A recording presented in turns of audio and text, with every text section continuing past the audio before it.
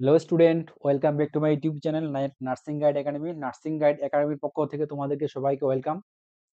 তো আজকে তোমাদের জেনপাস ইউজির স্পোর্ট কাউন্সিলিং এর ডেট ফাইনালি ঘোষিত হয়ে গেছে।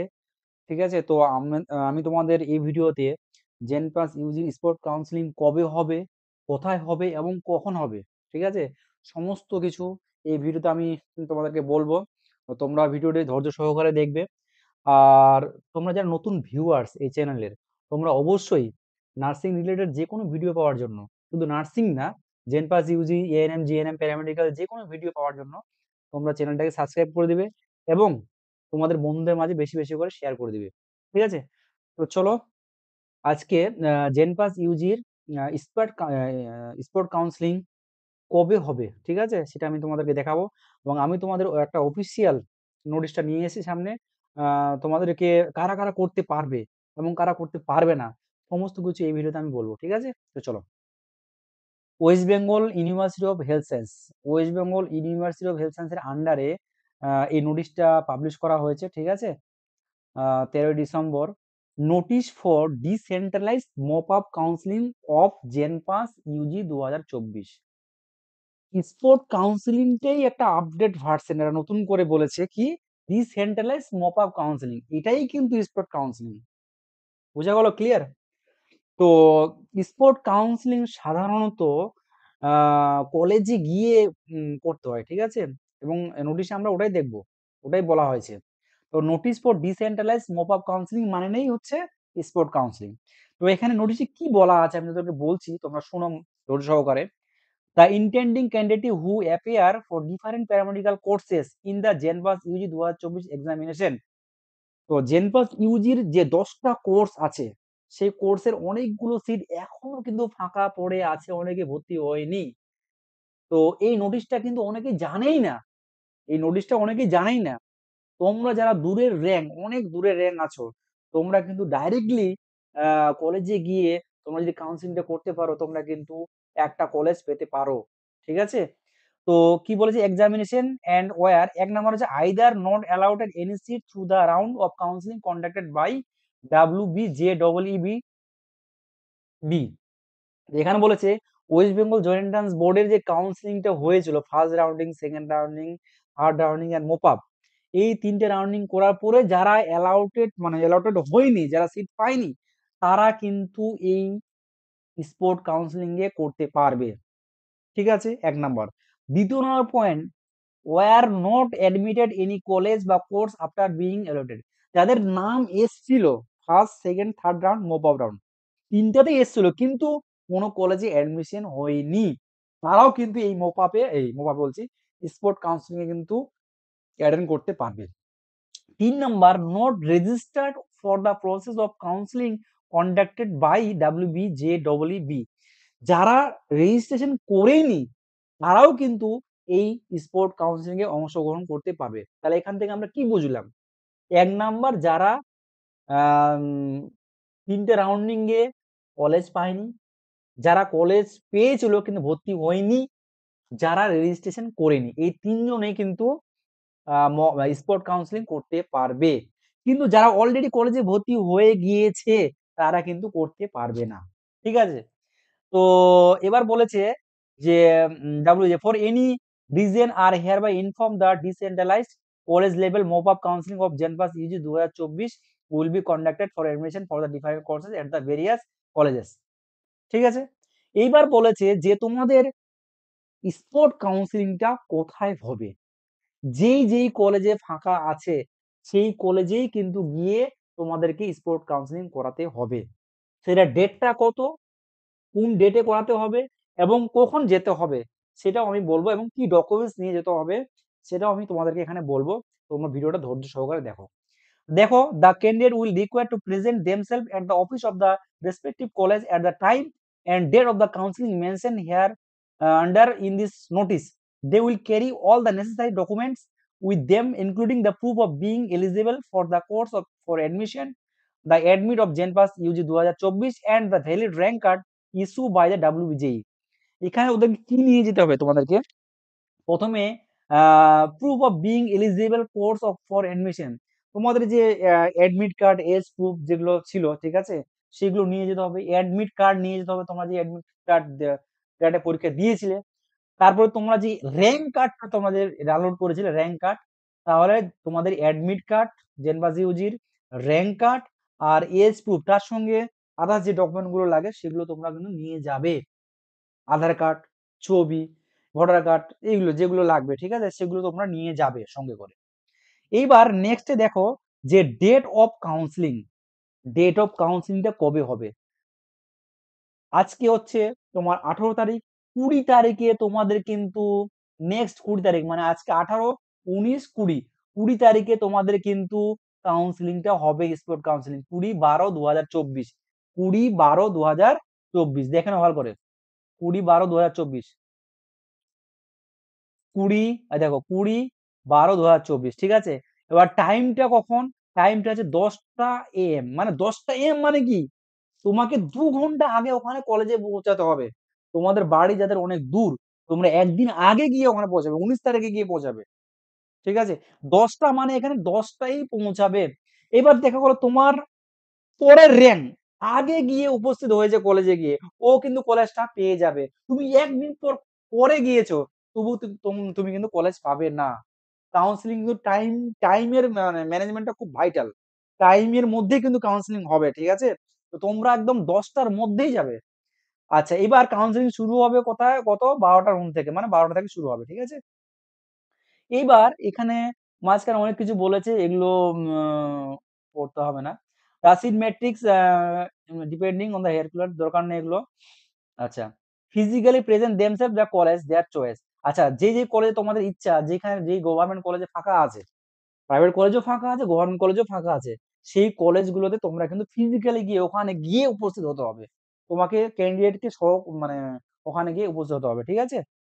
এইবার আর কি, college document, valid rank card তো নিয়ে যেতেই হবে, তার সঙ্গে যে এটা তো নিয়ে যেতে হবে, তার সঙ্গে কি করতে হবে, এখানে আরেকটা জিনিস আমি একটা বলে নিই, যে এখানে এসটি, এসসি বা ওবিসি এ, ওবিসি বি, কোনো কলেজে যদি এসসি সিট ফাঁকা থাকে, কোনো কলেজে এসসি সিট আছে কিন্তু এসসি উপস্থিত হয়নি, ঠিক আছে, তাহলে সিটটা কিন্তু এসটি তে কনভার্ট হয়ে যাবে। কোথাও দেখো ওবিসি তে ফাঁকা আছে, ওবিসি তে ফাঁকা আছে, কিন্তু ওবিসি এ তে হয়তো ফাঁকা আছে, কিন্তু ওবিসি বি তে সিট আছে, তাহলে সেটা ওবিসি বি তেও কনভার্ট হয়ে যেতে পারে, বা ওবিসি এ থেকে ওবিসি বি তেও কনভার্ট হয়ে যেতে পারে, বা ওবিসির বি সিট ফাঁকা আছে কিন্তু ওবিসি বি উপস্থিত হয়নি, মানে কোনো ক্যান্ডিডেটে যায়নি সেখানে, তাহলে ওবিসি বি সিটটা কিন্তু ওবিসি এ তে সিটটা কনভার্ট হয়ে যেতে পারে, বা তোমার হচ্ছে জেনারেলে কনভার্ট হয়ে যাবে। এটা কিন্তু সেটা এইখানেই এই কথাটা বলা আছে। If it so happen that the categorise seat remain vacant, category seat যদি ফাঁকা থাকে তাহলে with candidate of other category available, যদি অন্য ক্যাটাগরি যদি অ্যাভেলেবেল থাকে, ওখানে উপস্থিত থাকে, the following conversion of the seat category is permissible at the college level, তাহলে সেই সিটটা কিন্তু কি হয়ে যাবে, অন্য ক্যাটাগরিতে কনভার্ট হয়ে যাবে, সেটা কলেজ লেভেলটা, কলেজের কর্তৃপক্ষ সেটা করবে। বোঝা গেল এই জায়গাটা, এই পর্যন্ত। at the end of the counseling process the college authorized send a category wise list candidate admit, college করবে, এটা তোমাদের ব্যাপার না, ঠিক আছে, এটা তোমাদের ব্যাপার না, এটা কলেজ করবে, এটা কলেজ করবে। এইবার তোমাদেরকে দেখায় যে কোন কোন কলেজে কটা সিট ফাঁকা আছে, কোন কোন কলেজে কটা সিট ফাঁকা আছে। আমি গভর্নমেন্ট কলেজগুলো তোমাদেরকে বলি, দেখো 5 number point, college of paramedical and allied and health science WBUHS Kalyani, এটা কিন্তু গভর্নমেন্ট কলেজ। এখানে কিন্তু এখনো স্পোর্ট কাউন্সিলিং দিয়ে জেনারেলি একটা সিট ফাঁকা আছে, ওবিসি বি তে একটা আছে, ওবিসি এসসি তে একটা আছে, ওবিসি বি তে একটা আছে, জেনারেলি একটা আছে, ইডব্লিউএস দুটো আছে, টোটাল সিট ফাঁকা আছে 5টা। এবার কোনো কারণে আমি বললাম যে ওবিসি বি তে, ওই যে ওবিসি বি তে একটা আছে, তো ওবিসি বি দেখা গেলো ক্যান্ডিডেট নেই, কিন্তু ওবিসি এ তে ক্যান্ডিডেট ওখানে হাজির হয়ে গেছে, উপস্থিত হয়ে গেছে, তাহলে এই সিটটা কিন্তু কনভার্ট হয়ে যাবে ওবিসি এ তে। বোঝা গেল? আমি শুধু গভর্নমেন্ট কলেজগুলো বলছি, এখানে সবগুলো প্রাইভেট কলেজ আছে, আমি শুধুমাত্র গভর্নমেন্ট কলেজে এটা হচ্ছে বিএসসি ফিজিশিয়ান অ্যাসিস্ট্যান্ট, এটাতে কটা সিট ফাঁকা আছে, 5টা, গভর্নমেন্ট কলেজ। নেক্সটে আইপি জিএমইআর মানে কলকাতা, মানে কলকাতা যে পিজি কলেজ, পিজিতে কটা ফাঁকা আছে, বিএসসি ইন পারফিউশন টেকনোলজি কটা ফাঁকা আছে, একটা জেনারেলে ফাঁকা আছে, একটা ওবিসি বি তে আছে, একটা জেনারেলে আছে, টোটাল সিট কটা ফাঁকা আছে? দুটো ফাঁকা আছে, ঠিক আছে। এবার নেক্সট নিচে চলে আসি। এনআরএস 12 নম্বর পয়েন্টে দেখো, নীলরতন সরকার মেডিকেল কলেজ এন্ড হসপিটাল, এখানে কটা সিট ফাঁকা আছে? বিএসসি ইন ফিজিশিয়ান অ্যাসিস্ট্যান্ট, এখানেও একটা সিট ফাঁকা আছে জেনারেলে।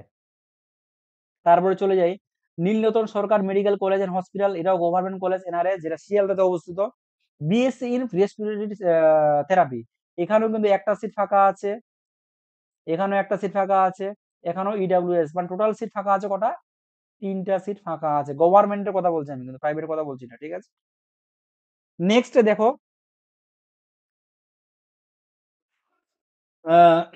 College of paramedical and allied health science 21 নম্বর পয়েন্টে, BSc in critical care technology, এখানে টোটাল সিট কটা ফাঁকা আছে? চারটা সিট ফাঁকা আছে, এখানেও কিন্তু টোটাল চারটা সিট ফাঁকা আছে, ঠিক আছে। আচ্ছা, এইবার কাউন্সিলিং কিন্তু, স্পোর্ট কাউন্সিলিং কিন্তু একদিনই হবে, যে যেই যেই কলেজে যাবে সেই কলেজে কিন্তু অ্যালাউ হবে। দেখা গেলো যে কেউ এই কলেজে গিয়েছে, এই কলেজে গিয়ে ওই সিটটাও পাবে, ঠিক আছে। এবার অনেকে কিন্তু জানেই না যে এখানে কাউন্সিলিং সিট ফাঁকা আছে কিনা। এবার দেখো 50,000 র্যাঙ্কে একটা ক্যান্ডিডেট গিয়েছে, সে কিন্তু এই সিটটা পেয়ে যাবে। বোঝা গেল? আচ্ছা, এবার নেক্সটে চলে আসি, কেপিসি, ক্ষুদিরাম মালদা প্যারামেডিক্যাল, এগুলো তো প্রাইভেট কলেজ, আমি গভর্নমেন্টের কথা বলছি, প্রাইভেট কলেজ।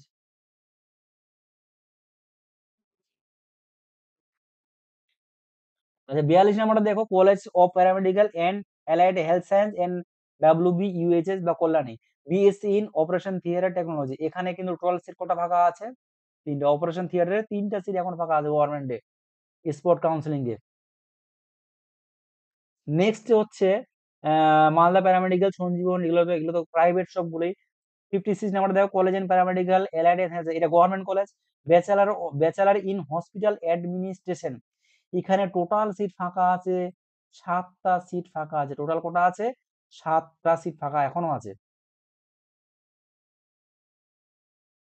তারপরে তারপরে দেখো, Bardhaman medical college, Bardhaman rural medical college, এটা কিন্তু গভর্নমেন্ট কলেজ।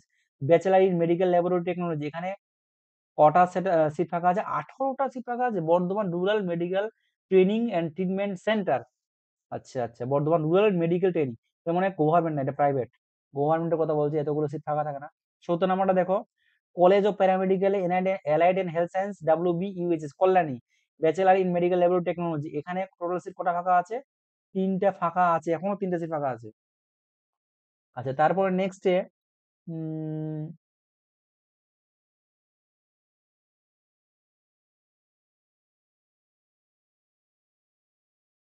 অনেকগুলো কলেজ আছে। ও আচ্ছা, 87 দেখো, school of tropical medicine Kolkata, এটাও কিন্তু একটা গভর্নমেন্ট কলেজ।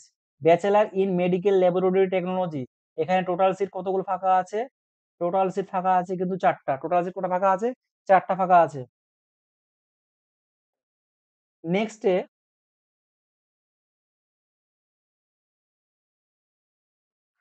এগুলো সব প্রাইভেট কলেজ, এগুলো সব প্রাইভেট কলেজ।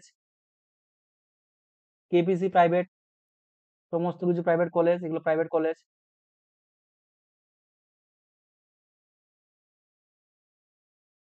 আচ্ছা, কলেজ অফ 115 নাম্বারটা দেখো, college of medicine and Sagar Dutta hospital, এখানে হচ্ছে bachelor of vision science and optometry, এখানে টোটাল সিট ফাঁকা আছে একটা। টোটাল সিট ফাঁকা আছে একটা। আমি সমস্ত কিছু গভর্নমেন্ট কলেজগুলোর সেগুলো দেখাচ্ছি, ঠিক আছে। তোমরা একে একে দেখে নাও। এইটুকু লাস্ট পর্যন্ত এটাই ছিল। তো গভর্নমেন্ট কলেজ কিন্তু আমাদের যে কলেজ যেটা সব থেকে বেশি আছে, টপিক্যালে কটা আছে? দুটো বললাম। আচ্ছা, এখানে college of paramedical and allied health science Kalyani, যেটা এখানে কিন্তু এটা ইউনিভার্সিটি নিজস্ব কলেজ, এখানে মানে সব থেকে বেশি সিট এখনো ফাঁকা আছে। তোমরা যারা অনেক দূরের র্যাঙ্ক আছো, করেছো, ঠিক আছে, তোমরা কিন্তু যেতে পারো, ঠিক আছে। অনেক দূরের র্যাঙ্কেও কিন্তু অনেকে জানেই না এই নোটিশটা বেরিয়েছে কিনা। তো তোমরা কিন্তু অবশ্যই সেখানে কিন্তু যাবে, ঠিক আছে। গিয়ে ডকুমেন্টস যেগুলো আছে, এখানে আরেকটা ডকুমেন্টস এর কথা বলছি তোমাদের, কিন্তু তোমরা যে কলেজে ভর্তি হওনি বা এটা হওনি, তার জন্য তোমাদেরকে কিন্তু একটা এফিডেভিট করতে হবে। এফিডেভিট কথাটা বলা আছে এখানে, আমি স্কিপ করে গেছি। এফিডেভিটের কথাটা তোমাদেরকে দেখিয়ে দিচ্ছি। মানে তোমাদের অ্যাডমিট কার্ড, র‍্যাঙ্ক কার্ড, তারপরে আদার্স যে ডকুমেন্টস গুলো সেগুলো তো নিয়ে যেতে হবে।